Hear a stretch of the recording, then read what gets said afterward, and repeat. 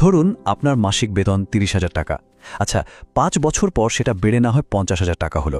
কিন্তু একবার কি ভেবে দেখেছেন আপনার জীবনযাত্রায় আসলে কতটা পরিবর্তন এসছে? আপনার বাবা হয়তো ঠিক যেভাবে কষ্ট করে সংসার চালিয়েছেন, আজ আপনিও ঠিক সেভাবেই মাসের শেষে টানাটানিতে আছেন। কিন্তু কেন এমন হচ্ছে? কেন বাংলাদেশের লাখ লাখ চাকরিজীবী মানুষ সারা জীবন হাড়ভাঙা খাটুনি খেটেও মধ্যবিত্তের গণ্ডিটা পেরোতে পারছে না? চলুন আজকের এই আলোচনায় আমরা সেই কঠিন সত্যগুলো খুঁজে বের করি আর দেখি এই চক্র থেকে বের হওয়ার উপায়টা আসলে কি। দেখুন, এই লড়াই আপনি কিন্তু একা নন। বাংলাদেশে কোটি কোটি মানুষ ঠিক একই অবস্থার মধ্যে দিয়ে যাচ্ছে। সবাই চাকরি করছে, দিনরাত খাটছে, কিন্তু আর্থিকভাবে এক চুলো এগোতে পারছে না। মাসের শেষে ব্যাংক অ্যাকাউন্টের দিকে তাকালে একটা দীর্ঘশ্বাস বেরিয়ে আসে। পরিবারের জন্য একটু ভালো কিছু করতে গেলেই হাজারবার ভাবতে হয়। বিশ্বাস করুন, এটা আপনার ব্যক্তিগত কোনো ব্যর্থতা নয়, এটা একটা সিস্টেম, একটা ফাঁদ, যেখান থেকে বেরিয়ে আসার পথটা আমাদের জানতে হবে। চলুন আমরা রাহেলার গল্পটা একটু শুনি। রাহেলা ঢাকার একটা প্রাইভেট কোম্পানিতে চাকরি করে, বেতন পায় মাসে ৩৫,০০০ টাকা। তার প্রতি মাসের খরচটা মোটামুটি এই রকম: বাড়ি ভাড়া দিতে হয় ১২,০০০, খাওয়া দাওয়ায় চলে যায় ৮,০০০, অফিসে যাতায়াত করতেই লাগে ৩,০০০, আর মোবাইল ইন্টারনেট বিল আসে ১,৫০০। বাড়িতে বাবা মাকে পাঠাতে হয় ৫,০০০, আর টুকটাক অন্যান্য খরচ তো আছেই, ধরুন আরও ৩,০০০। তো সব মিলিয়ে মাস শেষে তার হাতে কত থাকে? মাত্র ২,৫০০ টাকা। আর এটা শুধু রাহেলার গল্প না, বাংলাদেশ পরিসংখ্যান ব্যুরোর তথ্যও কিন্তু বলছে দেশের মধ্যবিত্তদের ৭০%-এরও বেশি মানুষ তাদের আয়ের প্রায় পুরোটাই খরচ করে ফেলে। এই যে অবস্থাটা, এটাকে কিন্তু দারিদ্র্য বললে ভুল হবে। এটা আসলে একটা অন্য জিনিস, একটা পরিকল্পিত ফাঁদের মতো, যার নাম দ্য মিডল ক্লাস ট্র্যাপ। মানে এমন একটা অবস্থা যেখানে লাখ লাখ মানুষ আটকে আছে।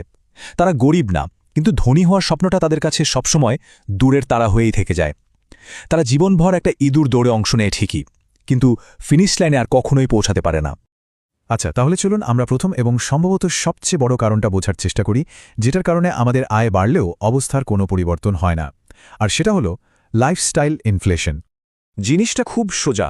যখনই আমাদের বেতন একটু বাড়ে, আমরা সাথে সাথে আমাদের জীবনযাত্রার মানও একটু বাড়িয়ে ফেলি। মানে একটা আরেকটু ভালো ফোন কিনে, একটু বড় বাসায় উঠি, কিংবা একটু নামিদামি রেস্টুরেন্টে খেতে যাই। এটা খুব স্বাভাবিক একটা ব্যাপার, কিন্তু আর্থিকভাবে দেখলে এটাই আমাদের সবচেয়ে বড় শত্রু। অর্থনীতির ভাষায় একে বলে হেরোনিক ট্রেডমিল। মানে কি? মানে হলো আপনি ট্রেডমিলে খুব জোরে দৌড়াচ্ছেন, ঘাম ঝরাচ্ছেন, কিন্তু দিন শেষে সেই একই জায়গায় দাঁড়িয়ে আছেন। একবার ভাবুন তো, ২০১৮ সালে আপনার বেতন ছিল হয়তো ২০,০০০ টাকা, আর এখন ২০২৪-এ সেটা বেড়ে হয়েছে ৪০,০০০। ডাবল। কিন্তু আপনার জমানো টাকা কি ডাবল হয়েছে? বেশিরভাগ মানুষের উত্তর হবে না। কেন? কারণ বেতন বাড়ার সাথে সাথে আমরা আমাদের জীবনযাত্রার খরচটা এমনভাবে বাড়িয়ে ফেলেছি যে ওই অতিরিক্ত টাকাটা পুরোটাই নতুন খরচের পেছনে চলে গেছে। ধনী আর মধ্যবিত্তের মধ্যে মূল পার্থক্যটা এখানেই। ধনীরা আয় বাড়লে খরচটা আগের মতোই রাখে আর বাড়তি টাকাটা বিনিয়োগ করে, আর মধ্যবিত্তরা আমরা সে টাকাটা খরচ করে ফেলি। এবার আসি আমাদের দ্বিতীয় মারাত্মক ভুলটায়, আর সেটা হলো সম্পদ আর দায়ের মধ্যে পার্থক্যটা না বোঝা। আর এই কারণেই আমরা প্রায়ই ভুল জায়গায় টাকা খরচ করে ফেলি। বিখ্যাত লেখক রবার্ট কিওসাকির একটা খুবই সহজ সংজ্ঞা আছে। অ্যাসেট বা সম্পদ হলো সেই জিনিস যা আপনার পকেটে টাকা নিয়ে আসে। যেমন ধরুন কোনো বাড়ির ভাড়া, স্টক মার্কেট থেকে পাওয়া ডিভিডেন্ড বা কোনো ব্যবসার লাভ। আর লায়াবিলিটি বা দায় হলো ঠিক তার উল্টোটা, মানে যা আপনার পকেট থেকে টাকা বের করে নিয়ে যায়। যেমন আপনার শখের গাড়িটার তেলের খরচ, সেটার মেনটেনেন্স, বা আপনার দামি মোবাইলটার বিল। আমরা মধ্যবিত্ত পরিবারে কি স্বপ্ন দেখি? একটা ভালো চাকরি করব, একটা গাড়ি কিনব, একটা সুন্দর ফ্ল্যাট হবে। কিন্তু আমরা কখনোই ভেবে দেখি না যে এই জিনিসগুলো আসলে প্রতি মুহূর্তে আমাদের পকেট থেকে টাকা বের করে নিচ্ছে। আমরা কষ্ট করে আয় করি, সেই টাকা দিয়ে লায়াবিলিটি কিনি, আর তারপর অবাক হয়ে ভাবি টাকা জমছে না কেন।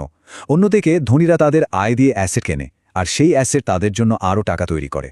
আমাদের তৃতীয় যে ভুলটা, সেটা সম্ভবত সবচেয়ে বেশি ঝুঁকিপূর্ণ, আর সেটা হলো শুধুমাত্র একটা চাকরির আয়ের ওপর পুরো জীবনটা পার করে দেওয়ার চিন্তা করা।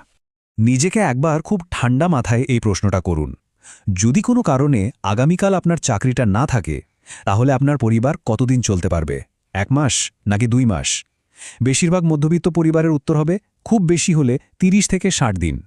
কারণ তাদের পুরো আর্থিক ভবিষ্যৎটা একটা মাত্র চাকরির উপর দাঁড়িয়ে আছে, যা যে কোনো সময় ভেঙে পড়তে পারে। এটাকে আর্থিক নিরাপত্তা বলে না, এটা অনেকটা এক পায়ের টুলের ওপর বসে থাকার মতো, খুবই ভঙ্গুর। আপনি যদি ধনী মানুষদের দেখেন, দেখবেন তাদের আয়ের উৎস অনেকগুলো। তাদের ব্যবসা থেকে টাকা আসে, বিনিয়োগ থেকে প্যাসিভ ইনকাম আসে, বাড়ি বা দোকান ভাড়া থেকেও টাকা আসে। মানে তাদের কোনো একটা উৎসব বন্ধ হয়ে গেলেও অন্যগুলো কিন্তু ঠিকই চালু থাকে। কিন্তু একজন চাকরিজীবীর ক্ষেত্রে ওই একটা চাকরিই তার সবকিছু। ওটা চলে গেলেই সব শেষ। বিশ্ববিখ্যাত বিনিয়োগকারী ওয়ারেন বাফেটের এই কথাটা আমাদের সবার মনে রাখা উচিত।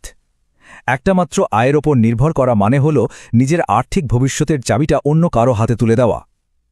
আমাদের অবশ্যই দ্বিতীয় বা তৃতীয় আয়ের উৎস তৈরির কথা ভাবতেই হবে। এতক্ষণ যে সমস্যাগুলোর কথা বললাম, এগুলোর সবগুলোর পেছনে কিন্তু একটাই মূল কারণ আছে, আর সেটা হলো আর্থিক শিক্ষার অভাব।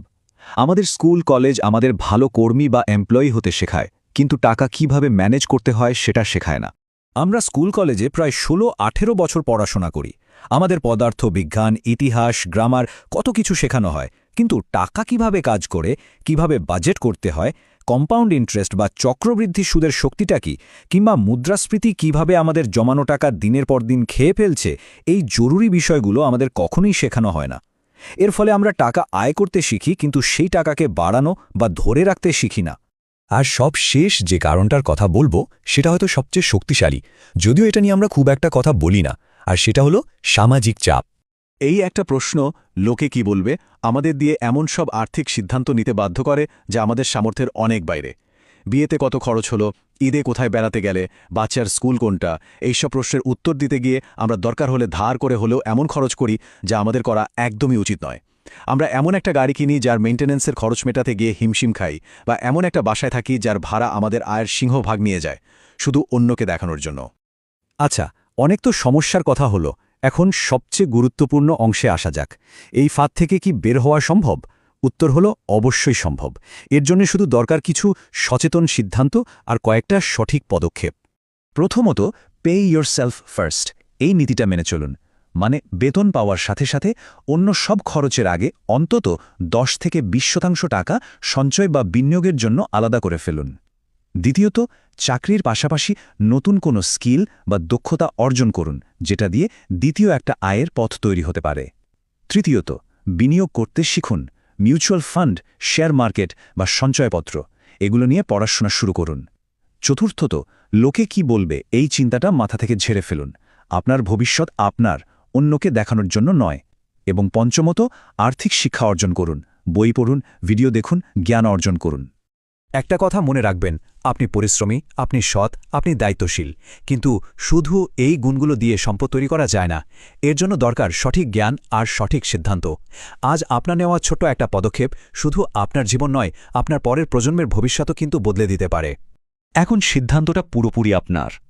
এই পুরো আলোচনাটা শোনার পর আপনি কি আবার আগের মতোই জীবনযাপন করবেন, নাকি নিজের আর্থিক ভবিষ্যৎটা বদলানোর জন্য আজই এই মুহূর্ত থেকেই ছোট কোনো একটা পদক্ষেপ নেবেন? সিদ্ধান্তটা আপনার হাতে। যদি সত্যিই নিজের অবস্থার পরিবর্তন চান, তাহলে কমেন্টে শুধু লিখুন, আমি শুরু করব। এটা অন্য কারোর জন্য নয়, এটা আপনার নিজের কাছে নিজের একটা প্রতিজ্ঞা। হোক সেটা 500 টাকা দিয়ে একটা মিউচুয়াল ফান্ডে বিনিয়োগ শুরু করা, বা আর্থিক জ্ঞানের উপর লেখা কোনো একটা বই পড়া। প্লিজ, শুরুটা করুন। এই আলোচনাটা যদি আপনার কাছে একটুও গুরুত্বপূর্ণ মনে হয়, তাহলে এমন কারো সাথে শেয়ার করুন যার এটা সত্যিই প্রয়োজন। আর আপনার ক্যারিয়ার ও আর্থিক ভবিষ্যৎ নিয়ে এমন আরও গভীর আলোচনা শুনতে আমাদের চ্যানেল ক্যারিয়ার নলেজকে সাবস্ক্রাইব করুন। ভালো থাকবেন।